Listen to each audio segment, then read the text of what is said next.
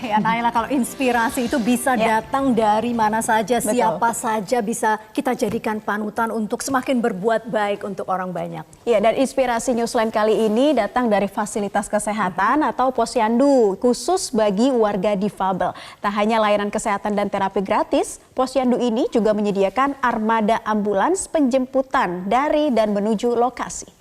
Posyandu disabilitas ini memanfaatkan lobi pendopo desa Bedali atau tepatnya di Jalan Dr. Cipto, Kecamatan Lawang, Kabupaten Malang, Jawa Timur. Posyandu ini dibentuk sebagai aksi nyata kepedulian masyarakat disabilitas hasil kerjasama organisasi Lingkar Sosial, Komunitas Bedali, Puskesmas Lawang, Dinas Sosial, Dinas Pemberdayaan Masyarakat Desa, serta di bawah pembinaan Rumah Sakit Jiwa Dr. Rajiman, Wedioningrat, Lawang, dan selama ini warga difabel harus mengeluarkan dana 200 hingga 300 ribu rupiah untuk menjalani 1 kali terapi atau pengobatan ahli. Ya, sementara sebagian besar di antara warga difabel justru berasal dari keluarga prasejahtera. Tak hanya pengobatan melalui obat-obatan, di Posyandu Disabilitas Desa Bedali Lawang juga menyediakan pos konseling kejiwaan serta sosialisasi pola asuh bagi orang tua dan keluarga warga berkebutuhan khusus.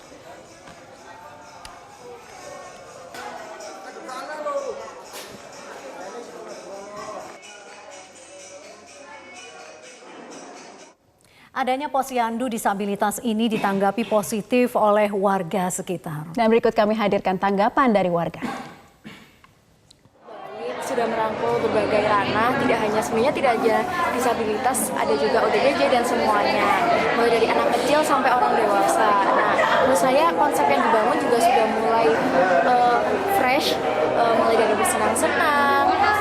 Jadi saya merasa bahwa orang-orang yang disabilitas di sini tidak sendirian dan mereka merasa, oh ini loh aku, dan mereka merasa bersama-sama dengan orang-orang lain. Mungkin dari publikasi ya ini bisa juga memotivasi masyarakat yang lain, warga yang lain bahwa disabilitas itu juga juga perlu dirangkul gitu.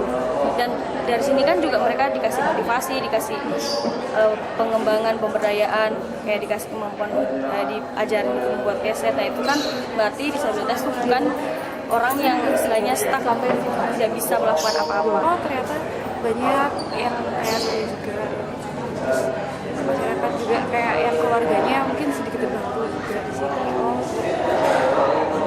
Dibantu juga.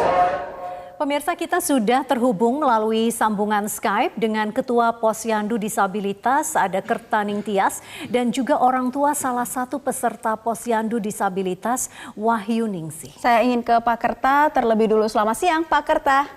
Ya, selamat siang. Ya, Pak Kerta, tadi kalau saya lihat ada banyak sekali pelayanan yang disediakan ya di Posyandu Disabilitas ini. Tapi mungkin bisa dijelaskan lebih jauh mengenai pelayanan apa saja sih lebih spesifik yang ada di sana, Pak Kerta? Ya, pada prinsipnya pelayanan berdasarkan Posyandu pada umumnya. Namun di sini ada penambahan penting berdasarkan kebutuhan disabilitas berdasarkan ragamnya. Jadi kita ada fisioterapi itu untuk teman-teman tunadaksa, kemudian ada terapi wicara untuk teman-teman hambatan wicara. Kami juga menyediakan layanan terjemput gratis dari rumah tempat Posyandu pulang pergi, juga pelatihan kerja pasca rehabilitasi. Ya. Pak Kerta, Posyandu ini buka setiap hari atau jam-jam berapa saja sih bukanya? Seminggu berapa kali kah dibuka, seperti apa? Ya, untuk layanan medisnya itu kita buka 1 bulan sekali di balai desa. Tetapi untuk pelatihan kerja pasca rehabilitasi itu kita buka setiap hari di Omah Difabel atau di Sekretariat Lingkar Sosial. Baik, Pak Kerta, saya ingin mencoba menyapa salah satu warga yang memanfaatkan fasilitas untuk Posyandu Disabilitas ini. Ya, Ibu Ningsih. Ya. Assalamualaikum Ibu, apa kabar?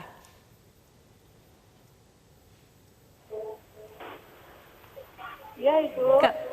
Oh, Ibu Ningsih, manfaat apa yang paling besar yang Ibu rasakan dengan adanya Posyandu Disabilitas ini, Bu? untuk posyandu disabilitas ini, alhamdulillah saya memanjatkan puji syukur karena posyandu disabilitas ini khususnya di Desa Bedali sudah terlaksana posyandu disabilitas. Karena pada atau khususnya warga dari Bedali, Desa Bedali ini sudah merasakan apa manfaat daripada kegiatan disabilitas ini. Khususnya pada anak saya sendiri, Aldi, yang dulunya di rumah itu selalu di rumah hanya membaca koran-koran, melihat gambar-gambar, kemudian melukis, dan di rumah aja.